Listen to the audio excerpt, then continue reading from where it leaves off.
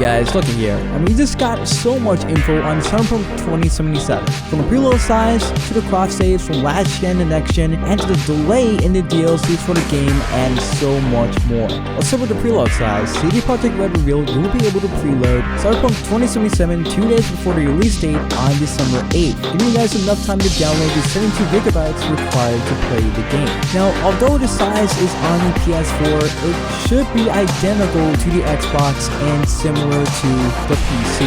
One thing that does worry me about this is the silence on the day one patch. You know, the main reason why they delayed the game in the first place. So this could mean two things. A, the patch isn't going to be ready on release and CD Projekt RED might pull Bethesda releasing a buggy game that they're gonna fix later. Or B, we get hit with a giant patch the day the game comes out, which would suck for a lot of people, especially if your download speed is super slow, but is the most likely the scenario that we're looking at. And to read, CD Projekt RED revealed that you'll be able to convert your saves from the Xbox One or PlayStation 4 to the Xbox Series X and the PlayStation 5 that no one can really buy because of the scalpers. They go on to say for converting your save from PlayStation 4 to the 5, if you were playing the game on PlayStation 4, you'll be able to continue playing it on PlayStation 5 with backwards compatibility. This also means your saves from your PlayStation 4 will be compatible and you will be able to pick up the game at the same point where you left off as long as you're using the same PlayStation account.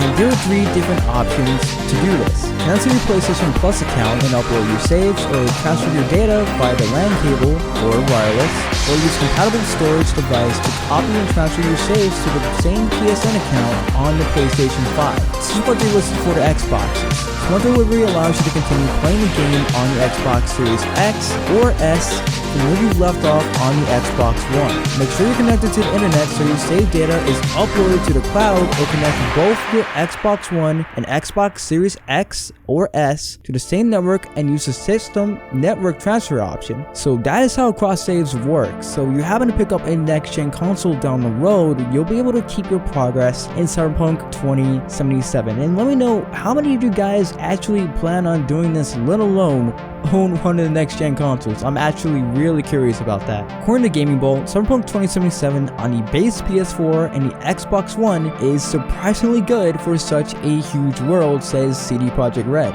The Verbal says it was able to achieve a lot during the 3 extra weeks of polish, so it looks like that delay to December 10th actually paid off. The article goes on to say whether or not Cyberpunk 2077 will be able to hit an acceptable level of performance on the base PS4 and Xbox One is something that many have been concerned with about for a while now. CD Projekt RED themselves, who are intent of releasing a 90+ Metascore game, delayed the game by 3 weeks to optimize it further on the base consoles. So with that delay under the belt, how is the game now going to perform on those machines?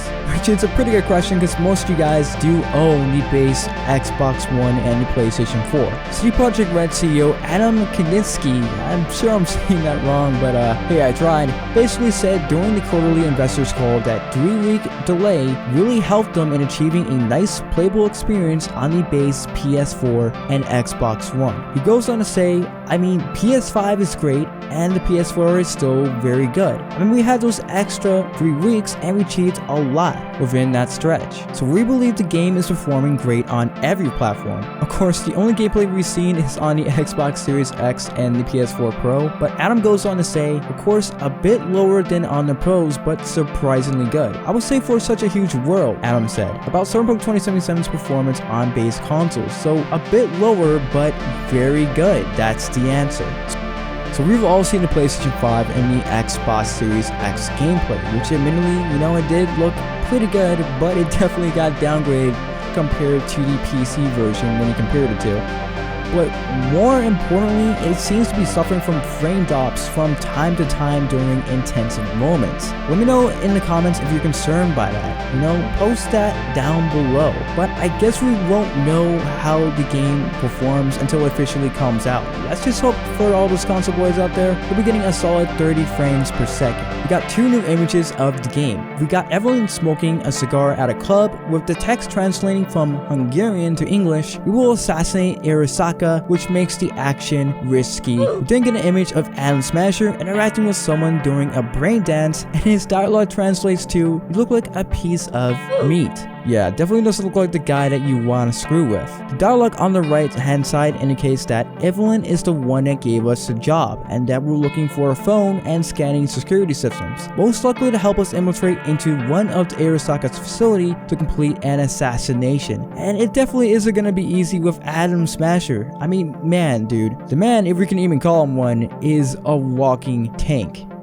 Finally guys, CD Projekt RED has delayed Cyberpunk 2077's DLC reveal until after release. Plus, multiplayer expected to be discussed early next year. So getting into this, CD Projekt RED will now reveal plans for Cyberpunk 2077's DLC and story expansions post-release, it said. And they go on to say, the company also looks to share more information about its multiplayer game in the first quarter of 2021. CD Projekt RED provided an update during its third quarter earnings call on Wednesday. Cyberpunk 2077's DLC and story expansions were initially due to be announced before the game's release, but plans changed following 7 delays to the game, which is now due to launch on December 10th. Furthermore, they say when asked, CD Projekt RED will announce and start selling season passes for Cyberpunk 2077. President and joint CEO Adam Kandinsky said that the initial plan was to do so before release, but after the recent delay, we decided to wait for the release to provide gamers with the game and then start talking about future projects so after release. Which kinda sucks, but considering a game tester was 175 hours into the game and had much more to do, there's more than enough content in the game to keep us going till the DLCs come out. Furthermore, Kandinsky said Cyberpunk 2077 will have no less DLCs than The Witcher 3 has. The Witcher 3 received 2 story expansions promising an additional 30 hours of gameplay plus 16 other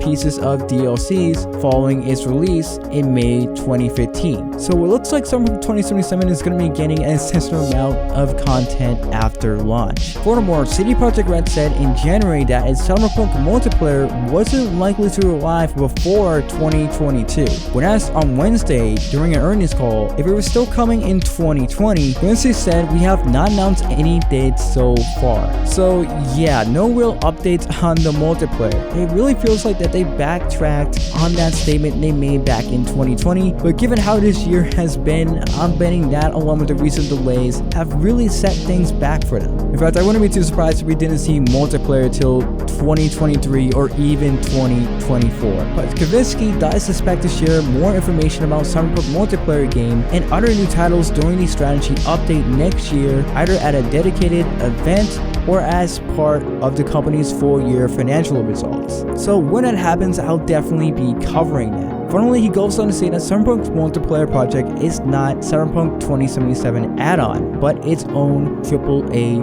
release. It's a separate dedication project, big production, he said. We plan and think about it as a standalone product. Obviously, it's not entirely standalone as it comes from the universe of Cyberpunk, and it's very much related to the concept of single-player Cyberpunk, which is pretty exciting. Not as exciting as the single-player release, but I got a feeling after I explore Night City, I'm definitely gonna want to experience it with my friends a whole lot more. Just please, CD Projekt RED, don't make this a grindy mess like GTA Online and Red Dead Online, and don't let this be a flop like Fallout 76. You know, I have my hopes up for that, but we all know how that went. So guys, that was a lot of information. Also a pretty long script to type out, so make sure you show some love by subscribing to the channel so you don't miss the next video. Hit that bell to turn on live notifications so you don't miss what I have coming soon. And make sure you comment how you feel below and drop a like if you liked the video. Thank you so much for watching, and I'll see you guys soon.